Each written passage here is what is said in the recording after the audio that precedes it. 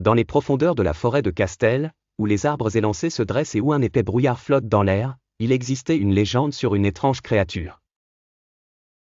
Une créature connue sous le nom de la bête de Castel, un être qui terrifie quiconque ose s'approcher de son antre. On disait que la bête avait un corps massif et des yeux qui brillaient dans l'obscurité.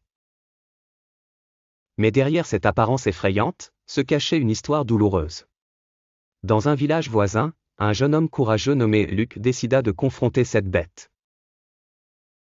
Luc était connu pour son courage et sa sagesse, déterminé à percer les secrets de la forêt. Luc entra seul dans la forêt, avec la peur des villageois qui redoutaient la bête. Mais il croyait que le monstre n'était pas aussi méchant que tout le monde le pensait. Après des heures d'errance, Luc se retrouva face à face avec la bête. Au lieu d'attaquer, la bête était assise seule, semblant triste.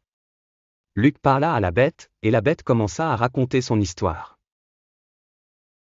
La bête de Castel avait été isolée du monde à cause de son apparence, mais au fond, elle avait un cœur généreux. Une relation de confiance commença à se nouer entre Luc et la bête. Luc décida de retourner au village pour raconter à tout le monde la vraie nature de la bête.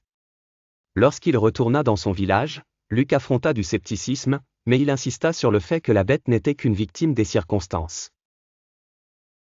Grâce à son courage, les villageois commencèrent à changer de perspective.